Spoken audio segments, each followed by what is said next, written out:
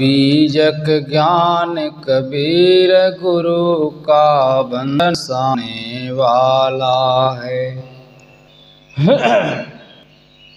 सजीवों के मार्ग को इस पर बनाने वाला है। सब जीव सदा से भूले ही विषयों में रमते आए हैं। रमते राम के बंधन को विविध रमैनी टाला है। यह बीज ज्ञान कबीर गुरु का बंधन साने वाला है। सब जीव सदा से भूले ही विषयों में रमते आए हैं। उस रमते राम के बंधन को कहीं विविध रमैनी टाला है। यह बीजक ज्ञान कबीर गुरु का बंधन साने वाला है। खानी बानी के शब्द जाल में जीव सभी उलझाए हैं। कहीं शब्द सैनयति अनुभव से सब बंधन काट निकाला है। यह बीजक ज्ञान कबीर गुरु का बंधन साने वाला है। खानी बानी के शब्द जाल में जीव सभी उलझाए हैं। कहीं शब्द सैनयति अनुभव से सब बंधन काट निकाला है। यह बीजक ज्ञान कबीर गुरु का बंधन साने वाला है। विद्वानों के वाणी मद को हरि ज्ञान 34 से लीना। विप्रों की मति गति सूद हेतु कही विप्रमति सी आला है। यह बीजक ज्ञान कबीर गुरु का बंधन साने वाला है। कहरा कही कहर हरे जीव का कहीं बसंत विषया शक्ति हरे। मन माया के तम हरे आप कहीं चाचर ज्ञान उजाला है। यह बीजक ज्ञान कबीर गुरु का बंधन साने वाला है। अंतः में स्थिर परम रमैया राम बेली में आप कहे। खानी बानी की विरह व्रथा विरहूली विवेक विशाला है। यह बीजक ज्ञान कबीर गुरु का बंधन साने वाला है। अविनाशी जीव कर्म के वश जन्मांधि हिंडोले में झूले। पर कर्ण हिडोला कही विधिवद पारख पद दिया निराला है। यह बीजक ज्ञान कबीर गुरु का बंधन साने वाला है।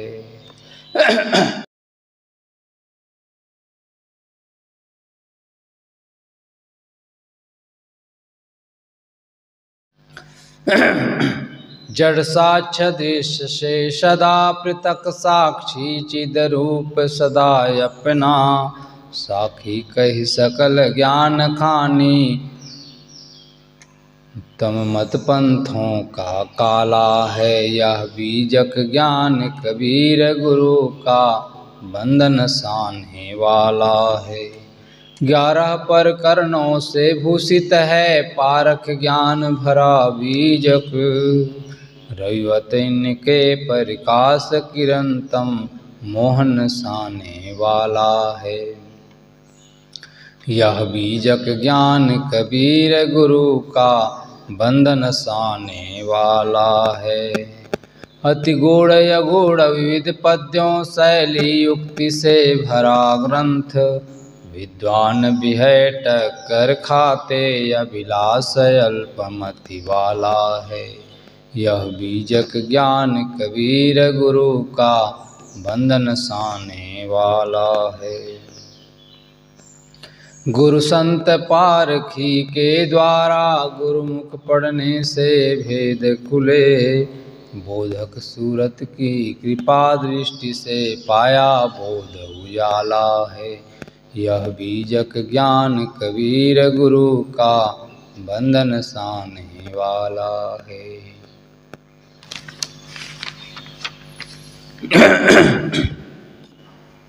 बोलिए सद्गुरु कबीर साहेब की जय।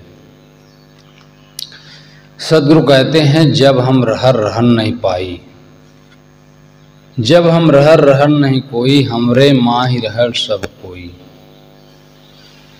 कहो राम कौन तुर सेवा, सो समझाए कहो मोहि देवा।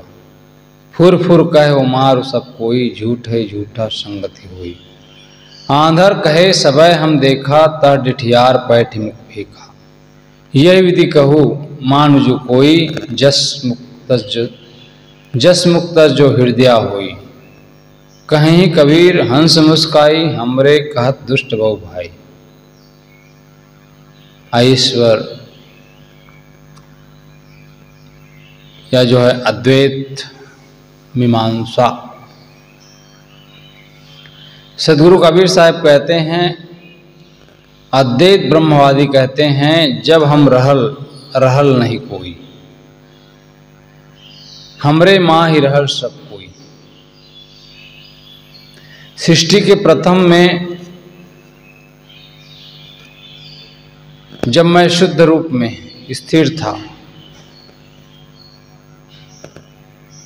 तब जगत में कुछ भी नहीं था।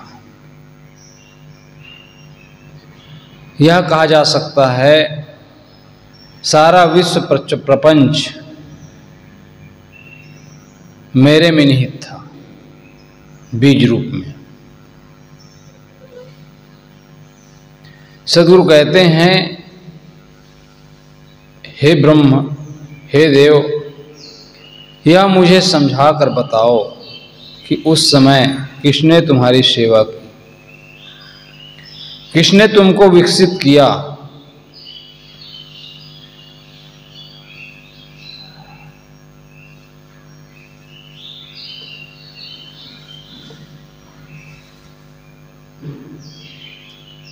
सद्गुरु कहते हैं अद्वैत ब्रह्मवाद की बात। अद्वैत ब्रह्मवाद के ख्याल से यह माना जाता है कि एक समय ऐसा था जब सृष्टि नहीं थी, विश्व प्रपंच नहीं था, उस समय केवल ब्रह्मा था। और वो जो है उसी में निहित था। जैसे वट के दाने, वट वृक्ष सूक्ष्म रूप में रहता है, वट वृक्ष समय से जल मिट्टी का सहयोग, जल मिट्टी का सहयोग पाता है, अंकुरित होता है। एक दिन वही अंकुर बीज के रूप में एक विशाल वटवृक्ष खड़ा हो जाता है। उसी प्रकार से निर्गुण ब्रह्म सारा विश्व सूक्ष्म रूप में लीन था। पीछे यह सारा संसार प्रकट हो गया कहते हैं। सद्गुरु कबीर इस पर प्रश्न करते हैं, वह वट का दाना अनेक परमाणुओं का समूह और विकारी है। जब तक मिट्टी, जल, प्रकाश, वायु सब तत्वों का सहयोग पाता है तब विशाल वृक्ष बनता है।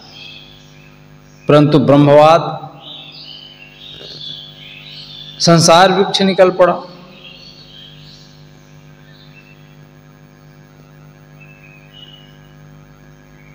ब्रह्मवाद के ख्याल से ब्रह्मा के अलावा और कुछ नहीं था, तो उसकी सेवा किसने की?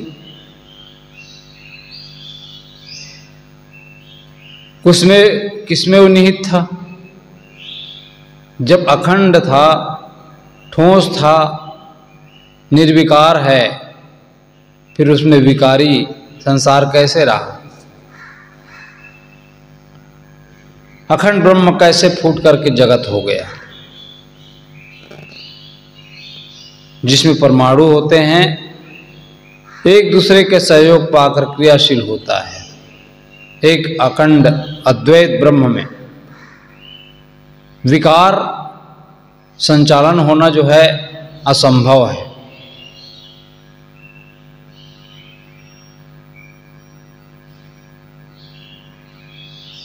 फिर जो है सच्चित आनंद ब्रह्म असत जड़ दुख रूप संसार कैसे बन गया?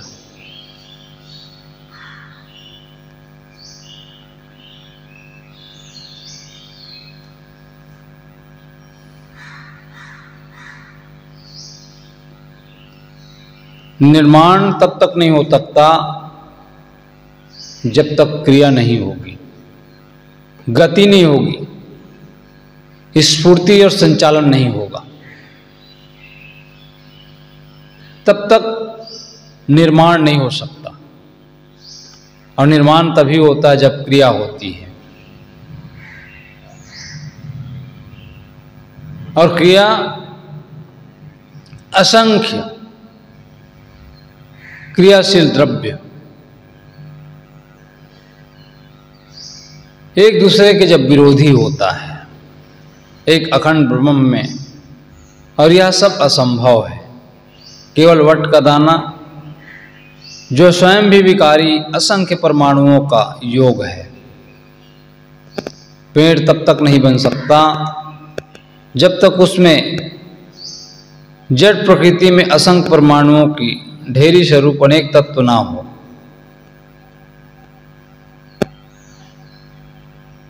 बीज से वृक्ष होने में मिट्टी, जल, प्रकाश, वायु आदि रूप प्रकृति ने बीज की सेवा की, तब बीज बन गया। सद्गुरु अद्वैत ब्रह्म से पूछ रहे हैं कि हे देव, तुम्हारे अलावा तो कोई नहीं था, तो तुम्हारी सेवा किसने की? किससे ब्रह्म से जगत बन गया? सद्गुरु कहते हैं फुर फुर कहो मार उसको, फुर फुर कहो मार जो कोई, झूठा ही झूठा संगति हुई। अनेक जड़ तत्व से सर्वथा भिन्न अनेक जीव, वैसे ही कहा जाए तो ये लोग संतुष्ट असंतुष्ट होते हैं। जब आदमी कोई धारणा बना लेता है तब उसके विपरीत बातें सुनकर उसे असंतोष होता है। हम संसार को देखते हैं, अनेक जड़ तत्व है और असंख्य परमाणुओं का समूह,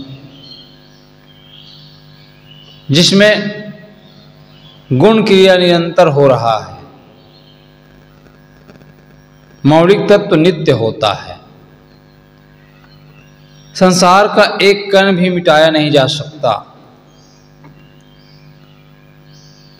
एक भी नया कण बनाया नहीं जा सकता। अनेक जड़ तत्व अंतर्निहित गुण क्रियाओं में निरंतर गतिशील है।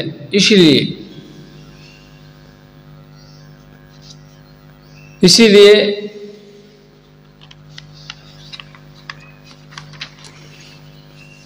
संसार में निरंतर उत्पाद और विनाश लगा रहता है। अनंत विश्व ब्रह्मांड की उत्पत्ति होते दिखती है और न इसका सर्वथा प्रलय। जो जड़ तत्व है उसमें निरंतर क्रिया हो रही है, निरंतर उत्पाद और विनाश होता रहता है। जड़ तत्व से भिन्न असंख्य चेतन है, असंख्य जीव है,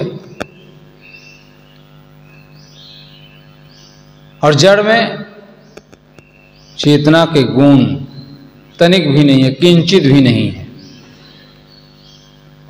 और चेतन जीव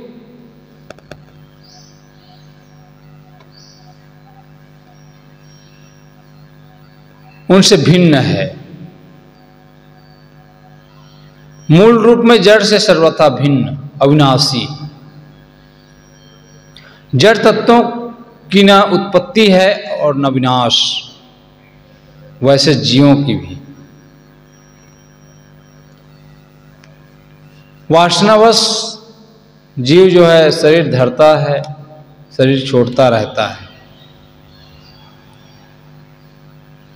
कर्म फल भोगता रहता है, कर्मों की आसक्ति छोड़ देता है, इसी जीवन में कृतार्थ। और यही वास्तविकता है। परंतु लोग आपस में झूठी बातें करते रहते हैं, कहते हैं हम सत्संग कर रहे हैं। जड़ चेतन मूलतः एक ही है, जगत तीनों काल में नहीं है, केवल एक ठोस द्रव्य है, एक ही ब्रह्म है। अद्वैतवाद पर तीखा प्रहार करते हुए सदगुरु कबीर कहते हैं, आंधर कहे सबय हम देखा, तह दिठियार पैठी मुख पेखा। बिना आंख वाले कहते हैं कि हमने सब कुछ देख लिया।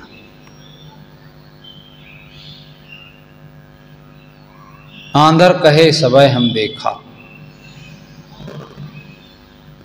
हमने सब कुछ देख लिया। आंख वाले उनके मुंह देखकर, उनकी बातें सुनकर आश्चर्य प्रकट करते हैं। आंखें बंद कर लेने पर केवल एक काला दिखता है और आंख खोलने पर विभिन्नता भरा संसार वास्तविकता में दिखता है। परंतु आंखें खोलने पर सारा जड़ चेतन अलग अलग, और जड़ चेतन को एक मानना, भोग योग को भी एक मानना,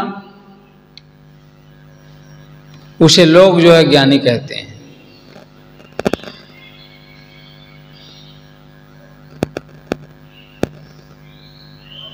जिसमें केवल काला काला दिखता है वह सत्य का ज्ञाता।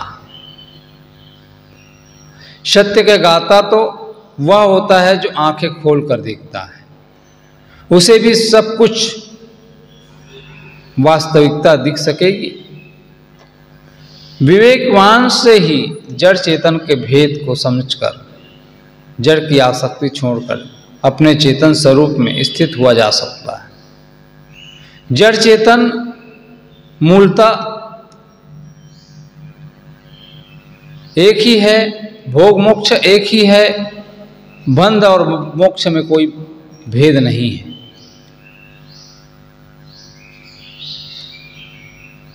भोग मोक्ष के भेद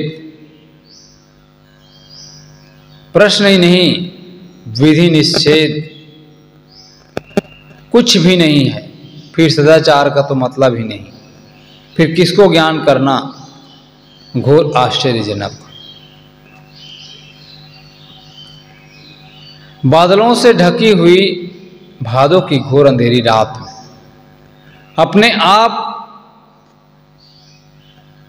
अपना जो हाथ होता है वह भी नहीं दिखता है, केवल एक काला काला दिखता है, कालापन। सुबह का प्रकाश होते ही संसार ज्यों का तो दिखाई देने लगता है। कोई समझदार कहेगा कि दिखने वाला घोर अंधकार ज्ञान है, तथ्यपूर्ण देने वाला प्रकाश अज्ञान है। जड़ चेतन की एकता मानना ज्ञान नहीं है, यह तो योग दर्शन की भाषा में अविद्या है। जड़ चेतन का भिन्न विवेक हो जाना ज्ञान है। वह ज्ञान होने पर ही जड़ का मोह छोड़कर चेतन स्वरूप में स्थिति होती है।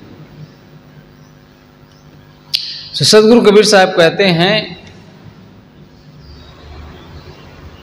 आंधर कहे सबय हम देखा, ता दिठियार पैठ मुख फेखा। अंधे व्यक्ति कहे कि हमने सब कुछ देख लिया,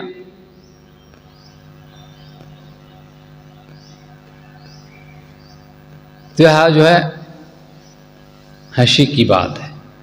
यही विधि कहो कहा नहीं माना, यही विधि कहो मान जो कोई, जस मुक्त जो हृदय हुई। सदगुरु कहते हैं जड़ चेतन की जो भिन्नता मानता हूं, यदि कोई यह कहे तब मानूं।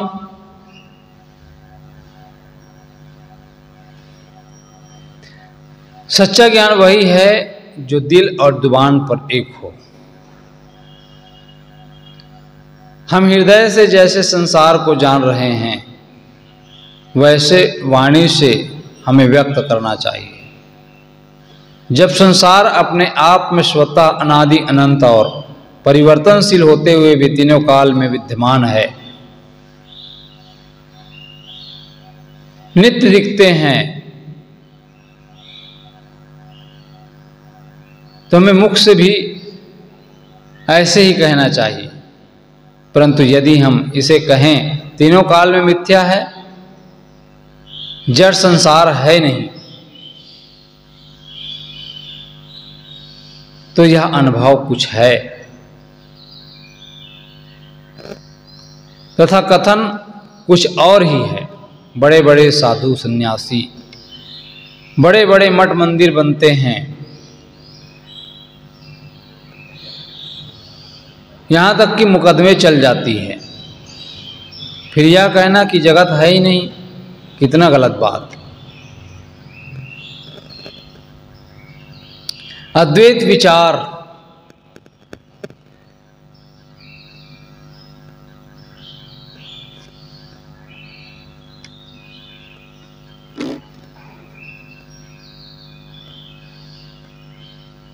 यदि जगत को अपने क्षेत्र में सत्य मान लिया जाए,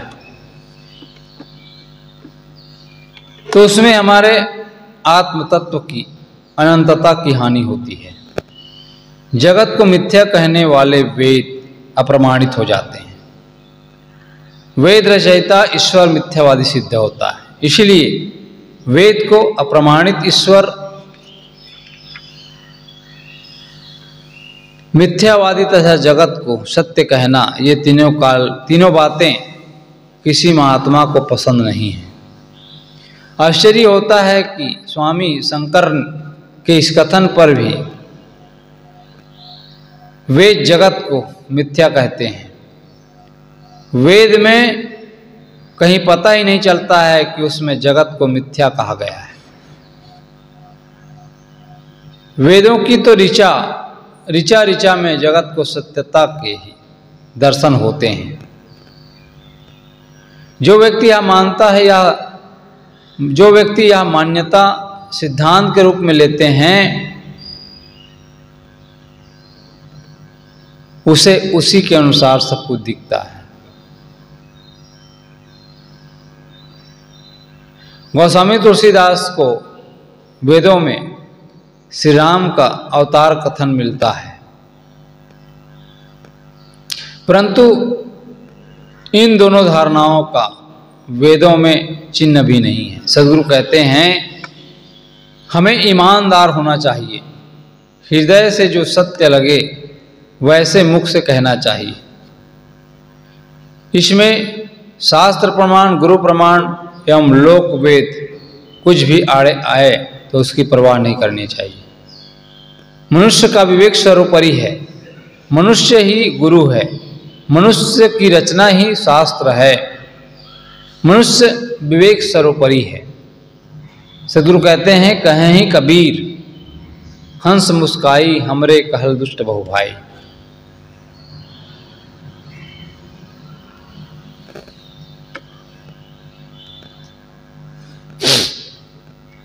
विवेकपूर्ण बातों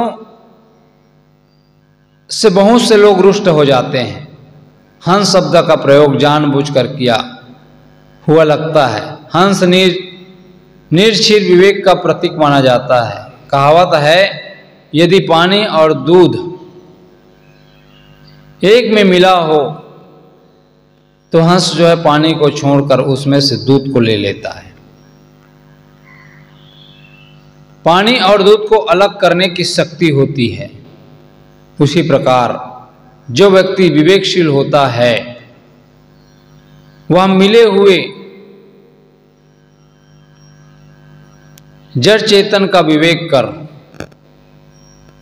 उसमें से अपने चेतन स्वरूप को समझकर उसकी स्थिति करता है और जड़ को छोड़ देता है। चावल कंकड़, दुष्ट सज्जन, पाप पुण्य, कर्तव्य क्या है, अकर्तव्य क्या है, खाद्य क्या है, अखाद्य क्या है, बंध मोक्ष क्या है, इसका विवेक कर।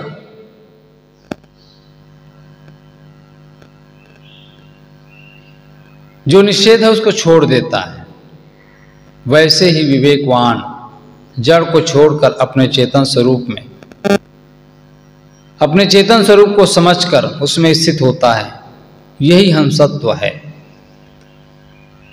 हंस विवेकियों की ओर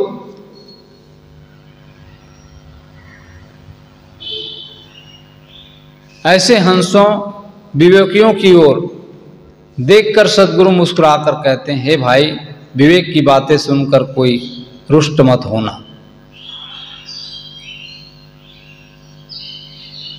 उसको खुलकर कहने का क्या उपाय है? रुष्ट होना तो अपनी कमजोरी का प्रदर्शन है। हमरे कहल दुष्ट बहु भाई,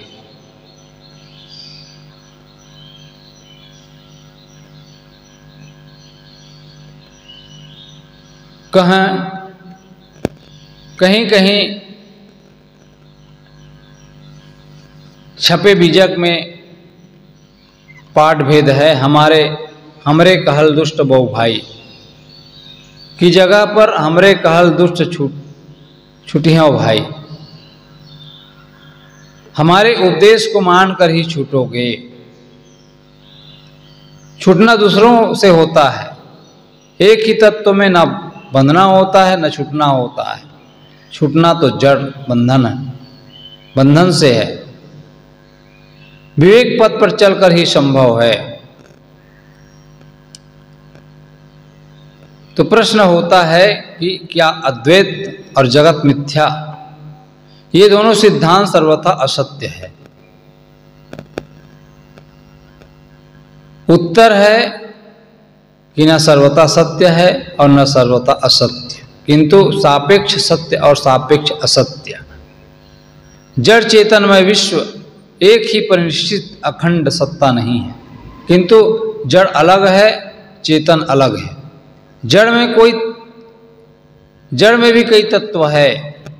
एक एक तत्व में परमाणु असंख्य है। चेतन भी असंख्य है। साधक जब सारी वासनाओं और संकल्पों को छोड़कर समाधि में असंग हो जाता है तब वह अकेला हो जाता है, जैसे कि उसकी वास्तविकता है। बस यही अद्वैत है। इसका अर्थ यह नहीं है कि मैंने सबको भुला दिया, जगत ही मिट गया, बल्कि मैं अपने आप में अद्वैत हो गया। इसी प्रकार जगत के मिथ्यात्पन को समझने का प्रयत्न करें। जैसे पहले भी कह गए हैं, जगत अपने क्षेत्र में नित्य और सत्य है, किंतु वह हमारे चेतन स्वरूप से सर्वथा असत्य है। जड़ में चेतन नहीं, चेतन में जड़ नहीं, दोनों अपने आप अपने स्वरूप में है। अतः जड़ चेतन तीनों काल में नहीं है। चेतन तीनों काल में नहीं है या असत्य।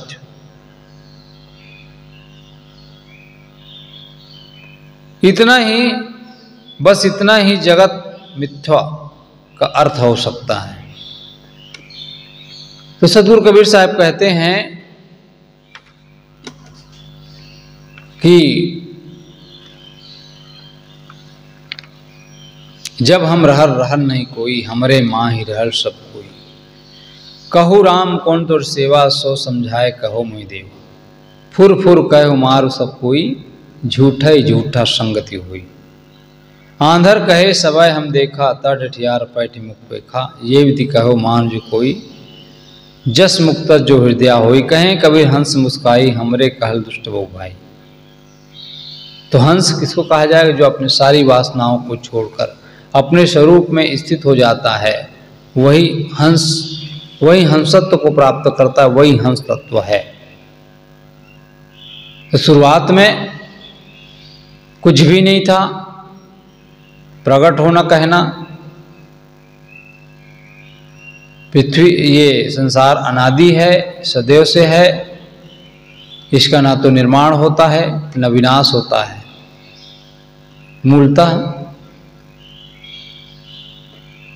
मूलतः जो है वह न तो उत्पत्ति है न प्रलय है।